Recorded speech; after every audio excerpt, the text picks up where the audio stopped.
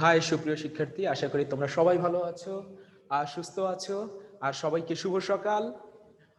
আমরা গতদিন পদার্থবিজ্ঞান দ্বিতীয় পত্র আমরা শুরু করেছি এবং দ্বিতীয় পত্রের যে প্রথম অধ্যায়টা ছিল নাম হচ্ছে তাপ গতিবিদ্যা, দ্যাট মিনস থার্মোডাইনামিক্স। আমি চ্যাপ্টারের নামকরণ কেন এইরকম করা হলো, সরি, চ্যাপ্টারের নামকরণ কেন তাপগতিবিদ্যা করা হলো, থার্মোডাইনামিক্স কেন করা হলো, আমি এই কথাগুলো নিয়ে এগুলো নিয়ে তোমাদের সাথে আমি কথা বলেছি। তারপরে আমি এইভাবে বলেছিলাম যে তাপ গতিবিদ্যা, তাপ যদি গতিতে থাকে অর্থাৎ তাপ যদি এক স্থান থেকে অন্য স্থানে প্রবাহিত হয়, তাহলে ওই তাপ দিয়ে কি ধরনের কাজ সম্পাদন করা যাবে, কিভাবে করা যাবে, ঘটনাগুলো কি রকম হবে, এই বিষয়ক বিদ্যা আমরা অর্জন করব এই অধ্যায়ে। আমি তোমাদেরকে বলেছিলাম আমি আজকে এই চ্যাপ্টারের কিছু মূল বিষয় রয়েছে সেগুলো নিয়ে আমি কথা বলবো।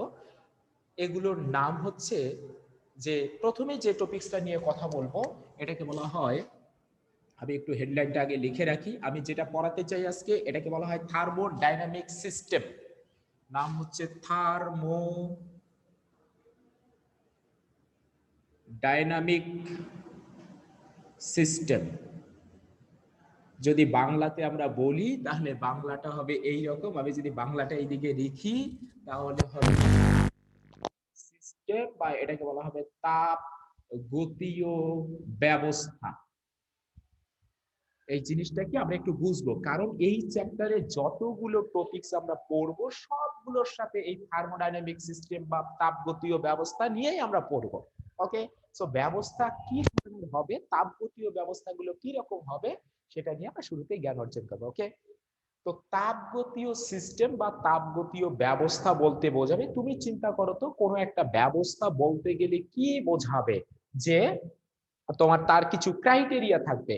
যেমন আমি তোমাকে যদি বলি কি কি ব্যবস্থা হতে হবে, অবশ্যই তল দ্বারা সীমাবদ্ধ জায়গা হতে হবে, তার ভিতরে যারা যারা কাজ করবে কার্যনির্বাহক বস্তুর উপস্থিতি থাকতে হবে। তারপরে তোমাকে যদি বলা হয় যে যারা যারা কাজ করবে তাদের কাজ করার কিছু উপাদান লাগবে, তাই না, তাদের কিছু ধরনের হাতিয়ার থাকতে হবে, উপাদান থাকতে হবে।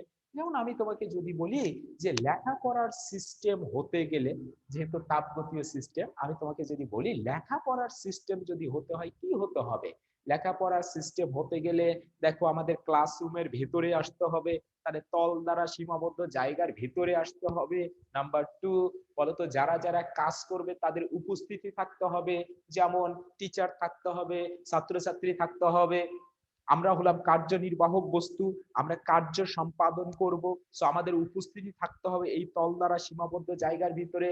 নাম্বার থ্রি, আমাদের কাজ করার জন্য কিছু উপাদান দরকার হবে, যেমন মার্কার লাগবে, ডাস্টার লাগবে, আমাদের বই লাগবে, খাতা লাগবে, এগুলো আমাদের লাগবে, কলম লাগবে, এগুলো হচ্ছে কাজ করার উপাদান। তাহলে এই তিনটা শর্ত যদি মানে, তাহলে আমরা বলবো যে লেখাপড়ার সিস্টেমটা আমাদের তৈরি হয়েছে। ওকে, লেখাপড়ার সিস্টেমটা আমরা রান হয়েছে বা চালু হয়েছে। ঠিক তেমনি যে কোনো তাপগতীয় ব্যবস্থাও কথাও যদি তুমি বলো, দ্যাট মিন যে কোনো থার্মোডাইনামিক সিস্টেমের কথা যদি বলো, সেক্ষেত্রেও এই তিনটা শর্ত মানতে হবে। নাম্বার ওয়ান, তল দ্বারা সীমাবদ্ধ জায়গা হতে হবে। নাম্বার টু, কি হতে হবে, তার ভিতরে কার্যনির্বাহক বস্তুর উপস্থিতি থাকতে হবে। নাম্বার থ্রি, কি হতে হবে, ওই কার্যনির্বাহক বস্তুর কাজ করার উপাদান লাগবে। ওকে, কিছু হাতিয়ার লাগবে। আমরা যদি এই রকম একটা থার্মোডাইনামিক সিস্টেমের কথা বিবেচনা করি, ধরে নাও এটা হচ্ছে একটা, যদি বলি, আচ্ছা সরি আমি একটু এইদিকে আঁকি, এই যে এইটা একটা হলো ধরো পিস্টন যুক্ত, ইজিলি মুভ করতে পারে, প্রায় ঘর্ষণহীন পিস্টন যুক্ত একটা সিলিন্ডার যদি আমি দেই, পিস্টন একটা দেই, প্রায় ঘর্ষণহীন একটা পিস্টন যুক্ত এই একটা সিলিন্ডার, তাহলে বলো তো এটা তল দ্বারা সীমাবদ্ধ, কি বললাম, তল দ্বারা সীমাবদ্ধ, এর ভিতরে কার্যনির্বাহক বস্তু থাকতে হবে। বলতো কার্যনির্বাহক বস্তু হিসাবে কি হতে পারে, যেমন এর ভিতরে কার্যনির্বাহক বস্তু হিসাবে পানি হতে পারে, পেট্রোল হতে পারে, অকটেন হতে পারে, ডিজেল হতে পারে, গ্যাস হতে পারে, অনেক কিছুই হতে পারে, যেগুলো জ্বালানি বা যেগুলো ফিউল রয়েছে সেগুলো হতে পারে। কিন্তু এই অধ্যায়ে কার্যনির্বাহক বস্তু হিসাবে আমরা শুধু এক ধরনের বস্তুকে বিবেচনা করব, তার নাম হচ্ছে গ্যাস। তাহলে ধরে নাও এর ভিতরে কার্যনির্বাহক বস্তু হিসাবে রয়েছে গ্যাস। গ্যাস রয়েছে, তাহলে কয়টা শর্ত পালন হয়েছে? দুইটা শর্ত পালন হয়েছে। তল দ্বারা সীমাবদ্ধ জায়গা, ভিতরে কার্যনির্বাহক বস্তু হিসাবে রয়েছে গ্যাস। এখন বলো, এই যে গ্যাস নিয়েছো, এই গ্যাসের কি কি জিনিস আছে? তোমরা জানো গ্যাসের চাপ আছে, তোমরা জানো গ্যাসের আয়তন আছে, তোমরা জানো গ্যাসের তাপমাত্রা আছে, এবং গ্যাসের আরো একটা রাশি আছে, তোমরা হয়তো বা কখনো নাম শোনোনি, এর নাম হচ্ছে এনট্রপি রয়েছে। এনট্রপি জিনিসটা কি, এটা নিয়ে আমরা এই চ্যাপ্টারের লাস্টের দিকে ডিটেইলস কথা বলবো। এই এনট্রপি রিলেটেড সমস্যাগুলো সলিউশন করব। শুধু কিউরিসিটির জন্য আমি তোমাদেরকে এইটুকু বলতে পারি যে এনট্রপি হচ্ছে কোন সিস্টেমের এই যে গ্যাসগুলো রয়েছে, কার্যনির্বাহক বস্তুগুলো রয়েছে, বলতো গ্যাসের অণুগুলো কি সবসময় স্থির থাকে নাকি ছোটাছুটি করে? ছোটাছুটি করে। পদার্থের মধ্যে অণুগুলো ভাইব্রেট করে বা ছোটাছুটি করে। এক এক কঠিন তরল গ্যাস এক একটার মধ্যে এক এক রকম ঘটনা ঘটে। তাহলে এই যে গ্যাসের অণুগুলোর যে ছোটাছুটি, তারা কেমন ছোটাছুটি করছে, তারা কেমন বিশৃঙ্খল, ওকে, তাহলে এই বিশৃঙ্খলতার পরিমাপক যে রাশি, তার নাম হলো এনট্রপি। ওকে, এনট্রপির মান যদি বেশি হয় তাহলে বুঝতে হবে অণুগুলোর ছোটাছুটি বেশি, বিশৃঙ্খলতা বেশি, ডিসঅর্ডারনেসটা বেশি। আর এনট্রপির মান কম হলে বুঝতে হবে অণুগুলোর ছোটাছুটি কম, তোমার বিশৃঙ্খলতা কম। তাহলে এটা মূলত এনট্রপি। এনট্রপি নিয়ে আমরা পরে ডিটেলস কথা বলবো। তাহলে এই যে কার্যনির্বাহক বস্তু গ্যাস রয়েছে, এই গ্যাসের এই রকম চারটা উপাদান আছে: চাপ, আয়তন, তাপমাত্রা, এনট্রপি। ওকে, তাহলে দেখো তো এইগুলো গ্যাসের উপাদান, বলো তো এদেরকে পরিমাপ করা যাবে কিনা? এদেরকে পরিমাপ করা যাবে, এদেরকে মেজারমেন্ট করে নেওয়া যাবে। চাপের মান কত বের করা যাবে, আয়তনের মান কত, তাপমাত্রার মান কত, এনট্রপির কতটুকু পরিবর্তন হয়েছে, এগুলো বের করে নেওয়া যাবে। সো আমরা বলতে পারি, একটু সংজ্ঞাটা, তাপগতীয় সিস্টেমের সংজ্ঞা দেওয়ার আগে আমি বলেছি তোমাদেরকে শর্ত তিনটা মেনেছে কিনা। উত্তর হলো হ্যাঁ স্যার, শর্ত তিনটা মেনেছে। দেখো তো, তল দ্বারা সীমাবদ্ধ জায়গা, ভিতরে কার্যনির্বাহক বস্তু হিসাবে তুমি গ্যাসকে নিয়েছো। অবশ্যই গ্যাস নিতে হবে এই অধ্যায়ে, তুমি অন্য কিছু নিতে পারতে। আর সেই গ্যাসের উপাদান আছে, উপাদানগুলো কি কি? চাপ আছে, আয়তন আছে, তাপমাত্রা আছে, এনট্রপি আছে। সো যেহেতু তিনটা শর্ত মেনেছে, এটা একটা থার্মোডাইনামিক সিস্টেম, এটা একটা তাপগতীয় ব্যবস্থা। তারপরে তোমাকে যদি বলা হয়, ধরো একটা বেলুন রয়েছে, এই যে একটা ধরো বেলুন, বেলুনটা এইরকম ধরে নেই, ধরে নাও এটা একটা বেলুন, তুমি ফুলিয়েছো। ওকে, যদি খুব ভালো হয়নি মেনে নাও। এই একটা বেলুন আছে, এটাতে তুমি হাওয়া ভরিয়ে এটাকে তুমি এক্সপ্যানশন করেছো, প্রসারিত করেছো। বলতো এটা কি থার্মোডাইনামিক সিস্টেম হবে? অবশ্যই হবে। কেন? কারণ তল দ্বারা সীমাবদ্ধ, ফার্স্ট কন্ডিশন ফুলফিল হয়েছে। নাম্বার 2, ভিতরে কার্যনির্বাহক বস্তু থাকতে হবে। হ্যাঁ, কার্যনির্বাহক বস্তু হিসেবে গ্যাস রয়েছে। বলতো সেই গ্যাসের চাপ আছে, আয়তন আছে, তাপমাত্রা আছে। আমরা বলতে পারি এটা থার্মোডাইনামিক সিস্টেম। তারপরে একটা ওই সাইকেলের চাকায় পাম্পিং মেশিন যেটা রয়েছে হাওয়া দেওয়ার জন্য, এটার কথাও যদি তুমি চিন্তা করো, তাহলে তল দ্বারা সীমাবদ্ধ, ভিতরে কার্যনির্বাহক বস্তু হিসেবে গ্যাস আছে, সেই গ্যাসের চাপ, আয়তন, তাপমাত্রা ইত্যাদি রাশিগুলো রয়েছে। সো এটা থার্মোডাইনামিক সিস্টেম। আমরা এই অধ্যায়ে তাপগতীয় ব্যবস্থা বা থার্মোডাইনামিক সিস্টেম বললেই আমরা বুঝে নেব যে এই ধরনের একটা আমরা চিত্র এঁকে সবসময় ব্যাখ্যা করার চেষ্টা করব। আমি এই যে চাপ, আয়তন, তাপমাত্রা, এই তিনটাকে লিখলাম, এই যে এই তিনটাকে যে আমি লিখলাম, এই তিনটা রাশির মান পরিবর্তনযোগ্য কিনা? অবশ্যই পরিবর্তন করা যাবে। বলতো আমি এই সিস্টেমের ভিতরে যদি আমি বাইরে থেকে তাপ সরবরাহ করি, বা আমি উল্টাটাও করতে পারি, এর ভিতর থেকে যদি আমি তাপ যদি বাইরে বের করে নেই, বাইরে থেকে ভিতরে তাপ যদি দেই, অথবা ভিতর থেকে তাপ যদি বাইরে বের করে নেই, বলতো তাহলে তাপ গতিতে থাকবে। উপরের দিকে মানে ভিতরের দিকে তাপ দেওয়ার অর্থ কি তাপ গতিতে আছে, বের করে নেওয়ার অর্থ কি তাপ গতিতে আছে। বলতো তাপ দেই বা তাপ বের করে নেই, এই যে চারটা কোয়ান্টিটির মান রয়েছে, চাপ, আয়তন, তাপমাত্রা, এই রাশিগুলোর মান আপনা আপনি পরিবর্তন হবে। চলবে, এরা ভেরি করবে। এই জন্য এই তিনটা রাশির একটা নাম আছে, এদেরকে বলা হয়, এই চারটাকে বলা হয়, সরি, এই চারটাকে বলা হয় তাপ গতীয় চলরাশি। কি বলা হবে? তাপ গতীয় চলরাশি। অর্থাৎ তাপ গতিতে থাকলে যে যে রাশিগুলোর মান চলে, চলে মানে হলো পরিবর্তন হয়, চলক, যেগুলোর মান তোমার ভেরি করে, যেগুলোর মান পরিবর্তন হয়, কনস্ট্যান্ট না। তাহলে এই চারটা রাশির মান যেহেতু তাপের সাথে তোমার আপনা আপনি পরিবর্তিত হয়, এই জন্য এই চারটা রাশিকে বলা হয় তাপগতীয় চলরাশি। এবারে আমরা এই থার্মোডাইনামিক সিস্টেম বা তাপগতীয় ব্যবস্থার সংজ্ঞা কিভাবে দিতে পারি? ওকে, ভিডিও অন অফ করো। আমরা যদি এইভাবে সংজ্ঞাটা দেই, কিভাবে, যে তাপগতীয় সিস্টেম হলো তল দ্বারা সীমাবদ্ধ নির্দিষ্ট পরিমাণ কার্যনির্বাহক বস্তু থাকবে এর ভিতরে, এবং ওই কার্যনির্বাহক বস্তুগুলোর তাপগতীয় চলরাশি সমূহকে, যেমন চাপ, আয়তন, তাপমাত্রা, এদের এই রাশিগুলোর মানকে পরিমাপ করে নেওয়া যাবে, সেই ব্যবস্থাটাকে বলা হবে থার্মোডাইনামিক সিস্টেম। আবার যদি সুন্দর করে বলি, তাহলে থার্মোডাইনামিক সিস্টেম হলো তল দ্বারা সীমাবদ্ধ নির্দিষ্ট পরিমাণ কার্যনির্বাহক বস্তু যাদের তাপগতীয় চলরাশি সমূহকে পরিমাপ করে নেওয়া যায়। এটা হলো তাপগতীয় ব্যবস্থা বা তাপগতীয় সিস্টেমের, আমরা এইভাবে এটাকে সংজ্ঞায়িত করতে পারি। এখন এই যে আমি সিস্টেমটার কথা বললাম, এটা হচ্ছে আমার সিস্টেম।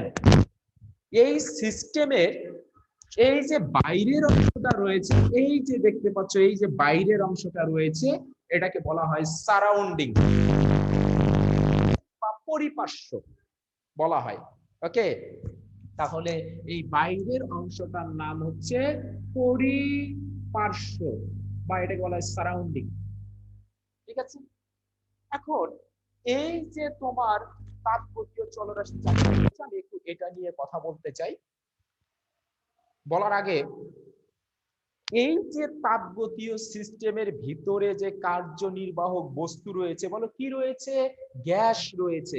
বলো তো সেই গ্যাসের অণুগুলো কি স্থির আছে? উত্তর হলো না, গ্যাসের অণুগুলো ছোটাছুটি করতে আছে। আর এই গ্যাসের অণুগুলো যদি ছোটাছুটি করতে থাকে, বলো তো তাদের একটা গতিশক্তি আছে, এবং আমরা আদর্শ গ্যাসে পড়েছি সেই গতিশক্তির মান কত? 3/2 মনে আছে নিশ্চয়ই। তাহলে এই গ্যাসের অণুর যে শক্তিগুলো রয়েছে সেটা কোথায় রয়েছে? ওই সিস্টেমটার ভিতরেই রয়েছে। এই জন্য এই গতিশক্তিটার আরেকটা নাম আছে, এটাকে বলা হয় ইন্টারনাল এনার্জি, অভ্যন্তরীণ শক্তি। আমি যদি লিখে রাখি, এটাকে বলা হয় অভ্যন্তরীণ শক্তি, বা এটাকে বলা হয় ইন্টারনাল এনার্জি।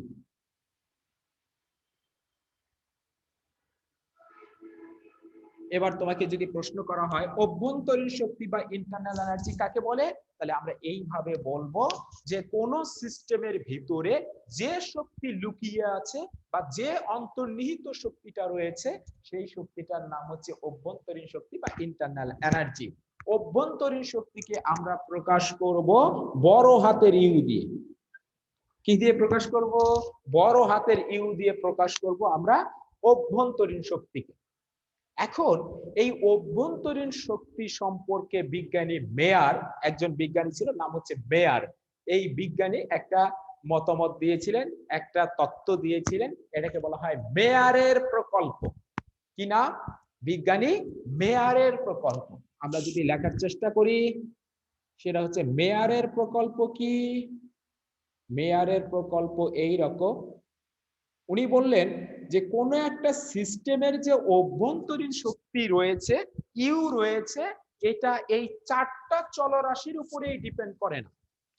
এই অভ্যন্তরীণ শক্তির মান শুধুমাত্র তাপমাত্রার মানের উপরে নির্ভর করে, শুধু তাপমাত্রার উপরে নির্ভর করে। কেন তাপমাত্রার উপরে নির্ভর করে বলতো? তাপমাত্রা যদি আপনি কমাতে চান বা বাড়াতে চান, তাপমাত্রা যদি চেঞ্জ করতে চান, হয় আপনাকে তাপ দিতে হবে, নাহলে তাপ বের করে নিতে হবে। কারণ আমরা জানি তাপমাত্রা হচ্ছে তাপের ফলাফল, আউটপুট। তাহলে তাপ যদি আপনি লেনদেন করেন, তাপমাত্রা যদি চেঞ্জ করতে চান, তাহলে অভ্যন্তরীণ শক্তির মানও কিন্তু চেঞ্জ হয়ে যাবে। তুমি চিন্তা করো, তাপ যদি দাও তাহলে অণুগুলোর ছোটাছুটি বেড়ে যাবে, অণুগুলোর ছোটাছুটি বেড়ে গেলে গতিশক্তি বেড়ে যাবে, তার মানে ইন্টারনাল এনার্জিটাও কিন্তু বেড়ে যাবে। যদি তাপমাত্রা কমাতে চাও, তাপ বাইরে বের করে নিতে হবে, অণুগুলোর ছোটাছুটি কমে যাবে, গতিশক্তির মান কমে যাবে এবং অভ্যন্তরীণ শক্তির মানটাও কিন্তু কমে যাবে। বুঝতে পেরেছো? আশা করি কথাগুলো বুঝেছো। তিনি বিজ্ঞানী মেয়ার কি বললো, যে কোন সিস্টেমের অভ্যন্তরীণ শক্তি শুধুমাত্র তার তাপমাত্রার উপরে নির্ভর করে, চাপ, আয়তন এগুলোর উপরে নির্ভর করে না। এটা মেয়ারের প্রকল্প। আমি যদি একটু লিখি, কোন সিস্টেমের অভ্যন্তরীণ শক্তি, কারণ এটা আমাদের পরে লাগবে,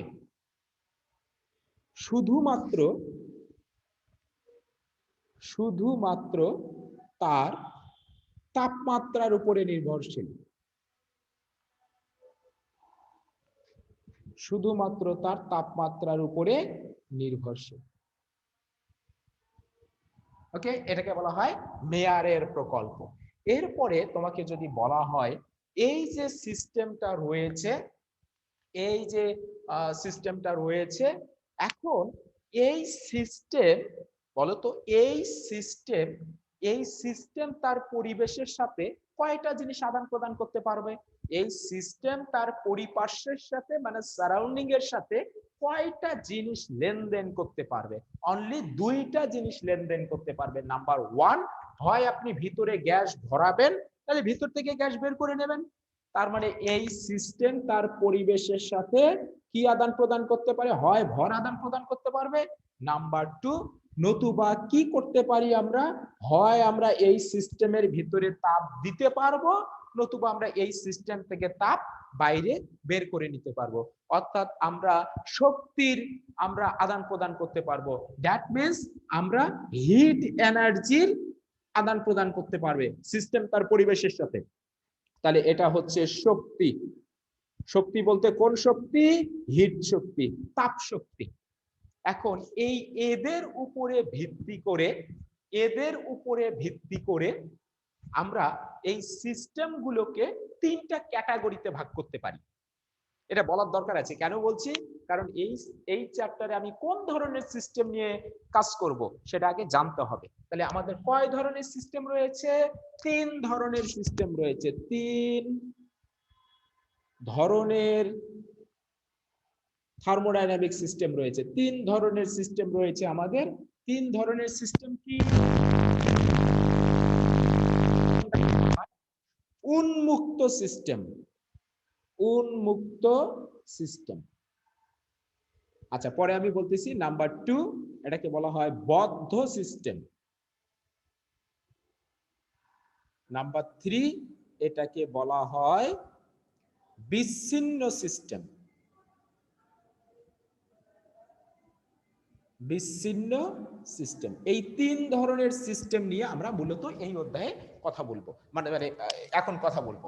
তাহলে উন্মুক্ত সিস্টেম, বদ্ধ সিস্টেম এবং হচ্ছে বিচ্ছিন্ন সিস্টেম। বলতো বাংলাটা একটু ভালো করে বোঝো তো, আমি বরাবরই তোমাদেরকে বলার চেষ্টা করি যে বলো উন্মুক্ত সিস্টেম কি?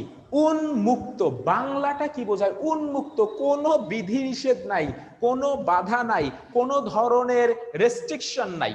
তার মানে সিস্টেম যদি পরিবেশের সাথে যে কোনো কিছু আদান প্রদান করুক, ভরও আদান প্রদান করতে পারে, শক্তিও আদান প্রদান করতে পারে, তাহলে সেই ধরনের সিস্টেমকে বলা হবে উন্মুক্ত সিস্টেম। সবকিছু আদান প্রদান করতে পারবে। আমি যদি একটু ব্র্যাকেটে লিখি, ভর এবং শক্তি দুটোই আদান প্রদান করতে পারে। ভর শক্তি দুটোই আদান প্রদান করতে পারে। যদি পারে এটাকে বলা হবে উন্মুক্ত সিস্টেম। তারপরে নাম্বার টু, বদ্ধ সিস্টেম। বদ্ধ সিস্টেম কাকে বলা হবে? আমি বদ্ধ বলতে অনেকে বোঝায় স্যার বদ্ধ সিস্টেমের সাথে পরিবেশের কোনো ধরনের যোগসূত্র নাই, কিছুই আদান প্রদান করতে পারবে না। বিষয়টা কিন্তু এই রকম না। বদ্ধ সিস্টেম বলতে যেটা বোঝায়, যেমন আমি তোমাকে যদি একটা শুরুতেই উদাহরণ দেই, তোমাকে যদি আমি বলি যে কাল থেকে ওকে এই কলেজের দরজা, আমাদের যে কলেজের মেইন গেট, এটা বদ্ধ থাকবে, আমি বললাম ওকে, তার মানে কথাটা কি এই রকম বিষয়টা? মানে তুমি আসবে, হয়তোবা তোমাকে ঢুকতে দেবে না কলেজের ভিতরে, যে না কলেজ বন্ধ, ঢোকা যাবে না, ওকে, ছাত্র ছাত্রীদের জন্য বন্ধ। কিন্তু বলো তো আমি টিচার, আমি যদি আসি আমাকে ঢুকতে দেবে না? অবশ্যই ঢুকতে দেবে। তাহলে বদ্ধ বলতে বোঝায় কেউ ঢুকতে পারবে, কেউ ঢুকতে পারবে না, রেস্ট্রিকশন রয়েছে, কিন্তু সবার জন্য না। তাহলে এই সিস্টেম তার পরিবেশের সাথে একটা আদান প্রদান করতে পারবে, আর একটা পারবে না। তবে কি আদান প্রদান করবে? শুধুমাত্র হিট শক্তি আদান প্রদান করতে পারবে, ভর আদান প্রদান করতে পারবে না। তাহলে যে সিস্টেম তার পরিবেশের সাথে তাপ শক্তি আদান প্রদান করতে পারে, তাপ শক্তি আদান প্রদান করতে পারে, সেই সিস্টেমকে বলা হবে কি সিস্টেম? বদ্ধ সিস্টেম। কি সিস্টেম? বদ্ধ সিস্টেম। এখন প্রশ্ন করতে পারো, স্যার শক্তি কেন আদান প্রদান করবে, হিট শক্তি কেন আদান প্রদান করতে পারবে? আমি হিট শক্তিকে আদান প্রদান করতে দেব না, আমি ভরকে আদান প্রদান করব, কি তাই না? বলা যেতেই পারে তো যে আমরা ভরকে আদান প্রদান করব। কিন্তু চ্যাপ্টারের নামটা কি একটু তাকাও না, তাপ গতি বিদ্যা। তাপ গতিতে থাকলে কি কি ঘটনা ঘটবে? তাহলে চ্যাপ্টারে পড়তেছি তাপ গতিতে থাকবে, আর তুমি বলতেছো যে তাপকে গতিতে রাখতে দিবা না। এটা অযৌক্তিক বলাটা। তার মানে ভরকেই আদান প্রদান করা বন্ধ করতে হবে, শক্তি সিস্টেম তার পরিবেশের সাথে শক্তির আদান প্রদান করতে পারবে। আশা করি বুঝেছো। ওকে, আর এই চ্যাপ্টারে তাহলে মূলত কি হবে? এটাকে বলা হবে বদ্ধ সিস্টেম। আমি পরে আসছি আবার বদ্ধ সিস্টেমে। বিচ্ছিন্ন সিস্টেম কি বলে তো? বিচ্ছিন্ন সিস্টেম, বিচ্ছিন্ন বলে না, বিচ্ছিন্ন জনপদ, বিচ্ছিন্ন জনগোষ্ঠী, আমরা এইভাবে বলি। যেমন আমরা যদি বলি ভোলা বিচ্ছিন্ন জনপদ, তার মানে যোগাযোগটা এত খারাপ। হ্যাঁ, তারপর আমরা যদি বলি যে তোমার সাথে আজকে আমার বন্ধুত্ব বিচ্ছিন্ন, যদি এইভাবে বলে দেই, মানে কোনো ধরনের যোগাযোগ নাই, তার মানে একেবারে টোটালি কাট অফ। তাহলে এখানেও সেম ঘটনা, সিস্টেম যদি তার পরিবেশের সাথে একটাও আদান প্রদান করতে না পারে, ভরও আদান প্রদান করতে পারবে না, শক্তিও আদান প্রদান করতে পারবে না, তাহলে ওই ধরনের সিস্টেমগুলোকে বলা হবে বিচ্ছিন্ন সিস্টেম। তাহলে আমি কি বলেছি? তোমার বিচ্ছিন্ন সিস্টেম হতে গেলে ভর এবং এনার্জি এই দুটোর মধ্যে একটিও আদান প্রদান করতে পারবে না, ভর এবং শক্তি এই দুটোর একটিও আদান প্রদান করতে পারে না। তাহলে সেই সিস্টেমকে বলা হবে বিচ্ছিন্ন সিস্টেম। এখন এই চ্যাপ্টারে এই তিন ধরনের সিস্টেমের মধ্যে আমরা কোন সিস্টেম নিয়ে আলোচনা করব? একটু গেস করো তো নামকরণটা দেখে। তাপ গতি বিদ্যা। শুধু তাপ গতিতে থাকলে যে যে ঘটনাগুলো ঘটবে সেটা নিয়ে আমরা জ্ঞান অর্জন করব। তাহলে তাপকে অবশ্যই গতিতে রাখতে হবে, তার মানে এটা স্পষ্ট। এই তিন ধরনের সিস্টেমের মধ্যে আমরা এই অধ্যায়ে শুধুমাত্র এই 2 নাম্বার সিস্টেম নিয়ে কথা বলবো। আশা করি বুঝেছো কোন অধ্যায় নিয়ে কথা, কোন সিস্টেম নিয়ে কথা বলবো?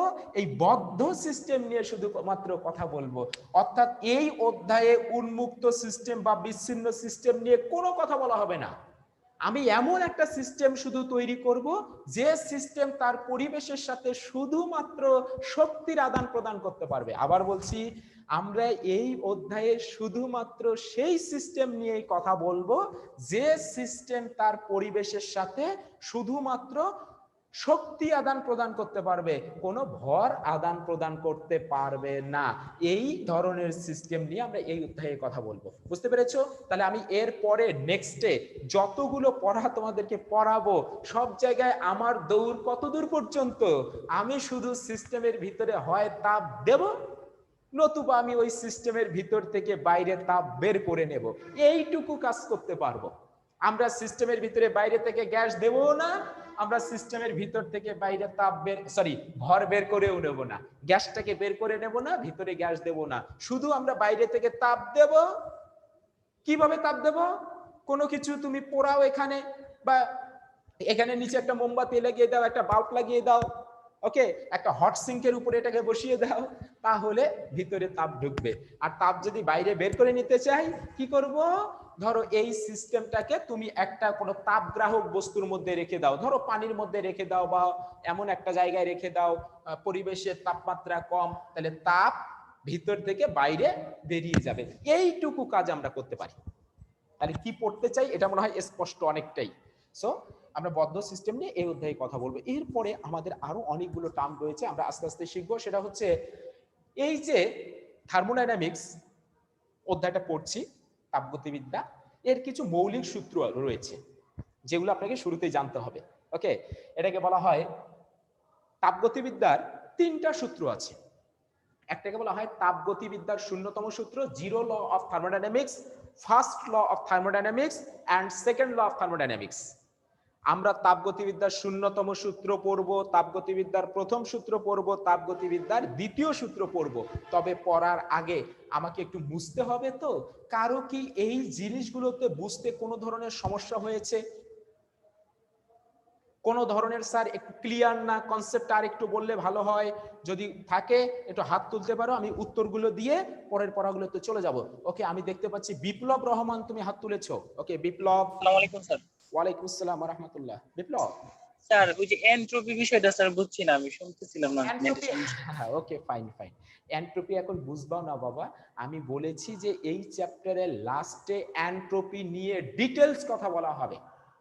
কখন এনট্রপি পরিবর্তন হবে, কখন হবে না, এনট্রপি জিনিসটা কি, তারপরে এনট্রপির প্রবলেমগুলো আমরা কিভাবে সলিউশন করব। তোমাকে যদি বলা হয় যে ধরো 10 কেজি পানিতে আমি 5 কেজি একটা বরফ ঢেলে দিয়েছি, মিশ্রণটার এনট্রপির পরিবর্তন কত বের করো, এই করো ওই করো, আমরা সব প্রবলেমগুলো সলিউশন করব।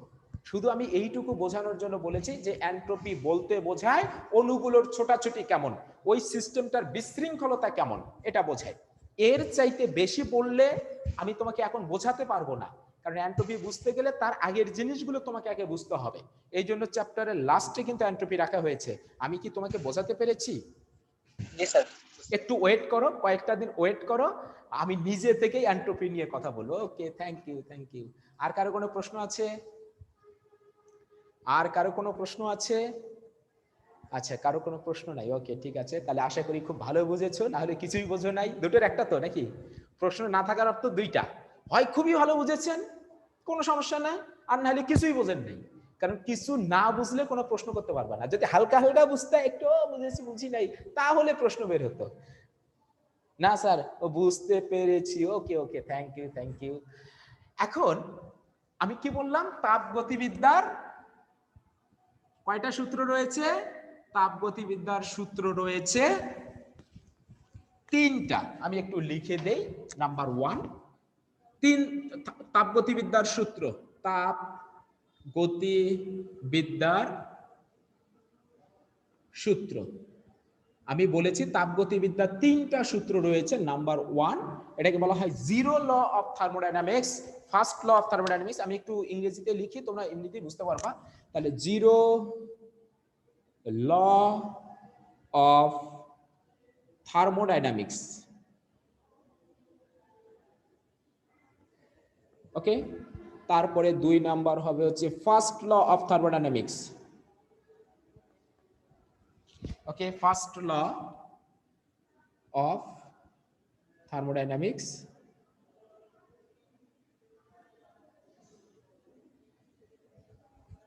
3 নাম্বার হচ্ছে, এটাকে বলা হয় second law of thermodynamics, second law of thermodynamics. আমি আজকে 3 নাম্বার নিয়ে হয়তো বা কথা বলতে পারবো না, আমি 1 এবং 2 নিয়ে কথা বলবো, জিরো ল আর ফার্স্ট ল নিয়ে।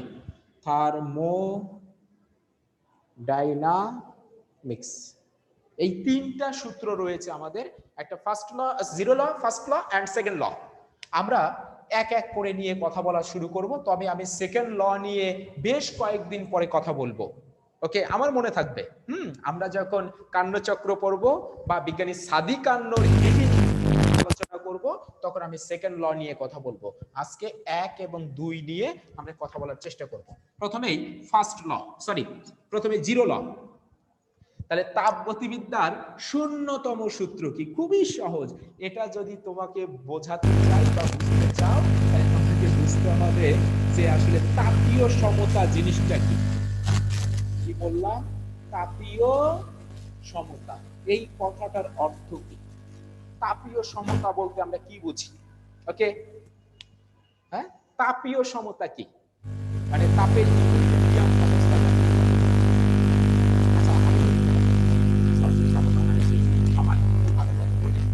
তোমার কাছে আছে হচ্ছে 100 টাকা, আমার কাছে আছে 100 টাকা, বলে তো দুইজনের টাকা সমান। তাহলে আমাদের এই অবস্থাটাকে আমরা কি বলবো, কি অবস্থায় আছে? টাকার দিক থেকে সমতায় রয়েছি। এর নাম হবে কি সমতা বলতো? তাপীয় সমতা। বোঝানোর জন্য বলছি। তাহলে সাউন্ড প্রবলেম হচ্ছে স্যার।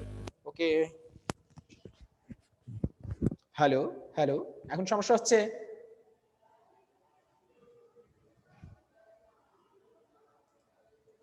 এখন কি কোনো সমস্যা হচ্ছে?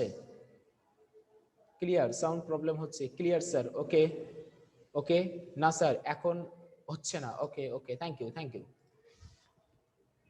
ওকে ঠিক আছে, তাহলে দেখো তাপীয় সমতা বলতে আমি একটু আগে কি বললাম, ধরো তোমার কাছে 100 টাকা আছে, আমার কাছে 100 টাকা আছে, তাহলে আমরা দুইজন টাকার দিক থেকে সমতায় রয়েছি, এটাকে বলা হয় তাপীয় সমতা। টাকার দিক থেকে যে সমতা। তাহলে তুমি বলো তো তাপীয় সমতা কি? আমি যদি তোমাদেরকে বোঝানোর জন্য বলি, ধরো এই যে আমার কাছে দুটো বস্তু রয়েছে, এই বস্তুর তাপ, আচ্ছা ওকে ফাইন, এই বস্তুর তাপমাত্রা হচ্ছে তোমার 80 ডিগ্রি সেলসিয়াস, এই বস্তুর তাপমাত্রা হচ্ছে তোমার 20 ডিগ্রি সেলসিয়াস। আমি যদি তোমাকে প্রশ্ন করি, বলো তো তাপ কোন দিক থেকে কোন দিকে যাবে? তাপ কিন্তু হুঙ্কার দিয়ে এই বস্তু থেকে এই বস্তুর দিকে যাবে। বলো তো কেন যাবে? কারণ আমরা জানি এনার্জি গুলোর ধর্ম হচ্ছে উষ্ণ, মানে বেশি হতে কমের দিকে যাবে। তাহলে উষ্ণ অঞ্চল হতে শীতল অঞ্চলের দিকে তাপের ফ্লো হবে। কতক্ষণ যাবে বলতো? তাপ যদি এই বস্তুতে আসে, আস্তে আস্তে এই বস্তুর তাপমাত্রা বাড়তে থাকবে, এই বস্তুর তাপমাত্রা কমতে থাকবে। তাহলে যখন এই বস্তু দুটোর তাপমাত্রা সমান হয়ে যাবে, তখন এই বস্তু থেকে এই বস্তুতে তাপ আসবে না, এই বস্তু থেকে এই বস্তুতে তাপ আসবে না। তার মানে তাপের প্রবাহ বন্ধ হয়ে যাবে। বলতো তাপের দিক থেকে এই বস্তু দুটো একটা সমতায় থাকবে, এর নাম হলো তাপীয় সমতা। তাহলে তাপীয় সমতা জিনিসটা কি? যে দুটো বস্তুর মধ্যে যদি তাপের কোনো আদান প্রদান না হয়, তাহলে ওই অবস্থাটাকে বলা হয় তাপীয় সমতায় রয়েছে তারা, বা বলা হয় তাপীয় সমতা। আশা করি বুঝেছো। এইটাই হলো ইহা বিষয়। এখন তাপগতিবিদ্যার শূন্যতম সূত্রটা কি? আমি যদি তোমাকে বোঝানোর জন্য একটা কথা বলি, ধরো আমরা তিনজন লোক আছি, ভালো করে ওই যে তাপীয় সমতা দিয়ে তিনজন লোক আছি, আমি বললাম 1 2 আর আমি। কয়জন? তিনজন। 1 2 আর আমি, মোট তিনজন। আমি যদি তোমাকে প্রশ্ন করি যে এ আর আমি, এই দুইজন আমরা তাপীয় সমতায় আছি। কি সমতায় আছি? তাপীয় সমতায়। মানে এর কাছে যে টাকা আছে, আমার কাছে সেই টাকা আছে। কথাটার অর্থ প্রথম ব্যক্তি আর তৃতীয় ব্যক্তি তাহলে টাকার সমান টাকায় রয়েছে, তার মানে তাপীয় সমতায় আছে। এবার যদি আরেকটা সেন্টেন্স বলি যে দ্বিতীয় ব্যক্তি এবং এই তৃতীয় ব্যক্তি আমি, আমরা দুইজনও তাপীয় সমতায় আছি। এখন তোমাকে বলতে হবে এই প্রথম ব্যক্তি দুটোর মধ্যে সম্পর্ক কেমন? এরাও তাপীয় সমতায় আছে, কি তাই না? অর্থটা আমাদের দুইজনের কাছে যদি 100 টাকা করে থাকে, তাহলে আমি আবার এর সাথে তাপীয় সমতায় আছি, তাপীয় সমতায়, তাহলে ওর কাছেও 100 আছে, তার মানে এই দুইজনের টাকাও সমান। এটাকে বলা হয় তাপগতিবিদ্যার শূন্যতম সূত্র। খুবই সহজ। তার মানে তিনটা বস্তু রয়েছে, ধরো এই একটা বস্তু, এটা প্রথম বস্তু, এই আর একটা বস্তু রয়েছে, ধরো এটা দ্বিতীয় বস্তু, এই আর একটা বস্তু রয়েছে, এটা ধরো তৃতীয় বস্তু, 3 নাম্বার বস্তু। ওকে, এটা হলো 3 নাম্বার বস্তু। এখন তোমাকে যদি বলা হয় এই 1 নাম্বার বস্তু এবং 2 নাম্বার বস্তুর মধ্যে তাপের কোনো আদান প্রদান হচ্ছে না, দ্যাট মিন্স এরা তাপীয় সমতায় আছে। কি সমতায় রয়েছে? তাপীয় সমতায়। আবার যদি বলি 2 এবং 3 নাম্বার বস্তু পরস্পর তাপীয় সমতায় আছে, মানে এদের মধ্যে কোনো তাপের আদান প্রদান হচ্ছে না। এখন তোমাকে যদি বলা হয় 1 এবং 2 নাম্বার বস্তুর অবস্থা কেমন হবে, তাহলে 1 এবং 2 নাম্বার বস্তুর মধ্যেও তাপের কোনো আদান প্রদান হবে না। তাহলে 1 এবং 2ও পরস্পর তাপীয় সমতায় রয়েছে। আশা করি বুঝেছো। এটাই হলো তাপগতিবিদ্যার শূন্যতম সূত্র। তাহলে তাপগতিবিদ্যার শূন্যতম সূত্র কি? যে দুটি বস্তু তৃতীয় কোনো বস্তুর সাথে, আবার বলছি, দুটি বস্তু তৃতীয় কোনো বস্তুর সাথে যদি তাপীয় সমতায় থাকে, তাহলে প্রথমোক্ত বস্তু দুটো পরস্পর তাপীয় সমতায় রয়েছে। এটা আপনাকে বুঝিয়ে নিতে হবে, কারণ এই চ্যাপ্টার পড়তে গেলে তাপীয় সমতার সেন্সটা রাখাটা খুব জরুরি। ওকে, কখন তাপ যাবে কখন তাপ যাবে না, কারণ চ্যাপ্টারের নামই তো তাপগতিবিদ্যা। তাপীয় সমতায় থাকলে তাপ কোনো গতিতে থাকবে না, আর তাপ যদি গতিতে না থাকে সেই তাপ দিয়ে আপনি কোনো কাজ করতে পারবেন না। ওকে, এই জন্য তাপীয় সমতা কিংবা তাপ গতিতে থাকা, এটা কিন্তু এই চ্যাপ্টারের একেবারে আবশ্যক। তাপ গতিতে থাকতেই হবে। আমি যদি আজকে তাপগতিবিদ্যার প্রথম সূত্র পড়াতে চাই, আমি পড়াতে পারবো না, আগামী দিন এসেই শুরু করব। সময় আমার হাতে আছে 3-4 মিনিট বা 3 মিনিট সময় আছে। এইটুকুর মধ্যে কারো কোনো প্রশ্ন থাকলে প্রশ্ন করতে পারো, কিংবা আগেও যদি কেউ করতে চাও। কেউ আছো?